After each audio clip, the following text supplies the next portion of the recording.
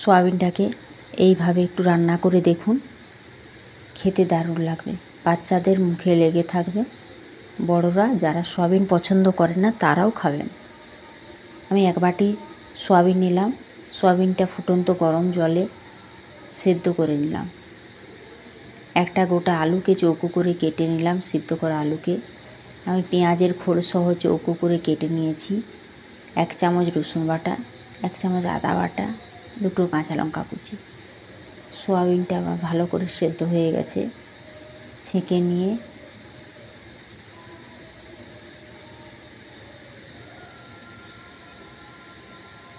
সোয়াবিনটা সেদ্ধ হয়ে গেলে আমি একটু ঠান্ডা জলে ফেলে দিলাম। সেখান থেকে ভালো করে নিচুড়ে যেমন না জল থাকে তুলে নিলাম। তাই 1 চামচ হলুদ গুঁড়ো, 1 চামচ নুন করে মাখিয়ে রেখে দিলাম। কড়াই তেল গরম করে সেদ্ধ করা আলুটা ভালো করে ভেজে নিলাম। আলু ভাজা হয়ে গেলে সোয়াবিনটা ভালো করে ভেজে নিলাম। সোয়াবিনটা বেশি ভাজলাম না, অল্প ভাজলাম।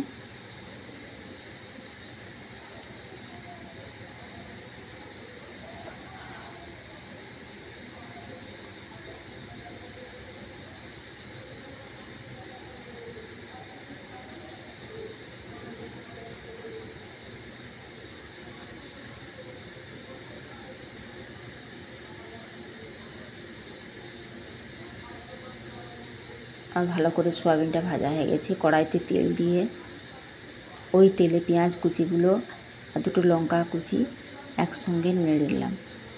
বেশি ভাজা চলবে না, অল্প নেড়ে নিয়ে আমি রসুন বাটাটা দিয়ে দিলাম।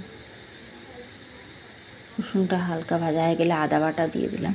তার সঙ্গে 1 চামচ লঙ্কা গুঁড়ো, 1 চামচ হলুদ গুঁড়ো দিয়ে ভালো করে কষিয়ে একটু জল দিয়ে ভালো করে কষিয়ে নিলাম।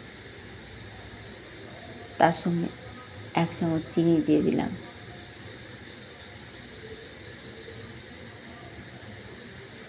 আর ভালো করে কষানো হয়ে গেলে আমি অল্প টমেটো সস, 1 চামচ সোয়া সস দিয়ে ভালো করে নেড়ে নিয়ে আমি ওই সোয়াবিন আলু ভাজাটা দিয়ে দিলাম।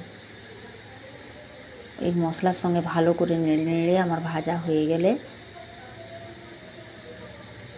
1 চামচ চিনি দিয়ে দিলাম। ভালো করে নেড়ে ভাজা ভাজা করে নিয়ে রেডি আমার সোয়াবিন আলু।